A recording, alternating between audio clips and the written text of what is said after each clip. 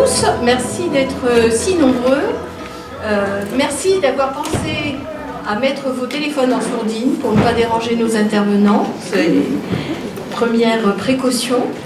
Je vous souhaite à tous la bienvenue et nous sommes tous très heureux au nom d'Emeraude de vous accueillir ici.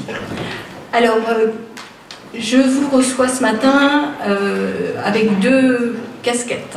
La première étant la coordinatrice de cette journée, puisque nous avons organisé 3 infirmières d'Emeraude cette journée, au niveau scientifique, mais aussi au niveau organisationnel. Il y a toute l'équipe du secrétariat et de la direction qui a participé.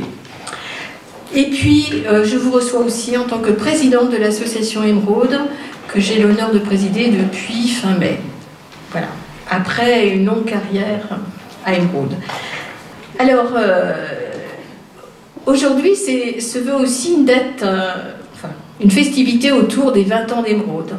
Emeraude, 20 ans de soins palliatifs. Alors, ce n'est pas les 20 ans d'Emeraude, puisqu'Emeraude a été constituée en 2001, mais en 2003, Emeraude, en tant qu'association, a eu l'autorisation et un financement pour organiser une coordination des soins palliatifs sur le département de la Nièvre.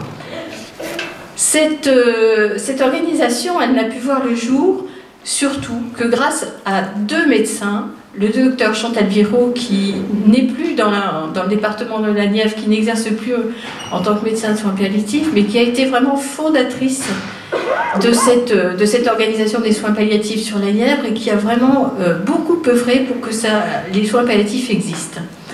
Et puis le docteur Jean Petit, qui lui est toujours avec nous. Docteur Jean Petit, véritable fondateur, voilà. Et je demandais, je prie que vous l'applaudissiez, parce que c'est un véritable engagement.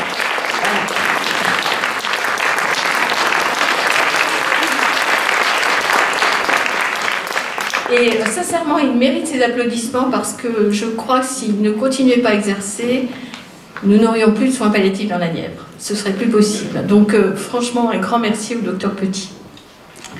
Voilà, donc comment on en est arrivé à organiser cette journée? En fait, lorsqu'on organise une journée comme ça, il y a 3 questions. C'est comment, pourquoi et pour qui.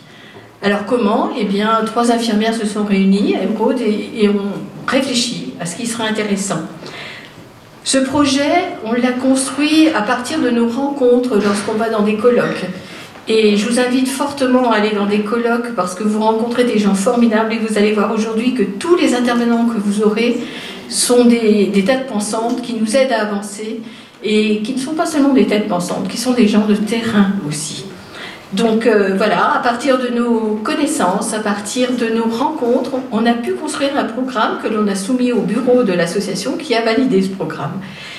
Et je tiens particulièrement à remercier 2 personnes, la directrice d'Emeraude 58, Madame Émilie Guibert, que l'on maltraite beaucoup parce que budgétairement c'est difficile de tenir une journée comme ça, qui a monté, constitué des dossiers de financement et qui a dit oui à tout ce que je demandais. Voilà. Et puis une autre personne, c'est Nathalie Sage, notre secrétaire, qui était extraordinaire dans l'organisation de ce colloque, qui a fait des synthèses d'organisation, qui a envoyé à tous les intervenants les comment, les pourquoi, où est-ce que vous allez dormir. Elle a œuvré vraiment, et tout le monde la remercie aussi. Voilà. Je remercie aussi tous nos partenaires qui seront présents aujourd'hui, qui nous ont aidés. La Caisse primaire d'assurance maladie, qui a participé budgétairement à cette journée. Le paramédical Bernamont, qui sera présent. Le paramédical Franco et Fils, et puis Elivie, qui est présent aussi pour vous présenter tout leur matériel. Et puis vous aurez la librairie Le Cyprès, ça y est, je commence à voir, voilà, ça commence. La librairie Le Cyprès qui est présente. Je remercie aussi, bien sûr, toutes les personnes qui seront présentes dans la journée au fur et à mesure de la journée. Donc les politiques, nous aurons la présence de la sénatrice cet après-midi, de la députée de la Nièvre, Madame Perrine Goulet. Et puis, on a la chance d'avoir notre chargée de mission à l'ARS concernant les soins palliatifs, Madame Céline Goussard, qui interviendra en fin d'après-midi aussi. Donc voilà, un panel assez important de personnes qui sont engagées pour la cause des soins palliatifs, avec ce qu'on peut faire chacun. Alors pourquoi cette journée? Parce que le contexte législatif en faveur d'une légalisation de l'aide active à mourir interroge beaucoup le sens du soin, interroge le mouvement des soins palliatifs qui essaie d'argumenter le soin en faveur des personnes les plus vulnérables et surtout un soin où la relation elle est centrale et une aide active à mourir, quel sens a la relation dans cette légalisation de l'aide quel sens a la relation de soins dans l'aide active à mourir. Donc voilà, tout ça sera interrogé et je participe avec mes collègues et toute l'association Émeraude au mouvement de la SFAP et des soins palliatifs pour défendre vraiment le besoin qu'ont nos concitoyens d'être accompagnés dignement. Alors, nous, depuis 20 ans, on est engagés, donc on souhaite continuer et surtout développer ces soins palliatifs, participer au développement des soins palliatifs, parce que c'est un besoin pour nos concitoyens. Ce n'est pas un besoin pour les professionnels, on verra qu'on a besoin de travailler les soins palliatifs. Mais qui a besoin de nous? Ce sont nos concitoyens. Et puis, la question de l'aide active à mourir, elle interroge le soin, mais elle doit nous interroger tous, même lorsqu'on n'est pas diplômé en soins palliatifs, même lorsqu'on ne travaille pas dans une équipe de soins palliatifs. La relation de soins, c'est ce qui nous préoccupe chaque jour pour entendre ce que l'autre a besoin et l'accompagner dans ses besoins. Alors pour qui? Pour qui cette journée? Eh bien d'abord pour les usagers. Moi je tiens à ce que les usagers soient mis en premier. Les aider à accéder aux soins palliatifs, c'est notre priorité.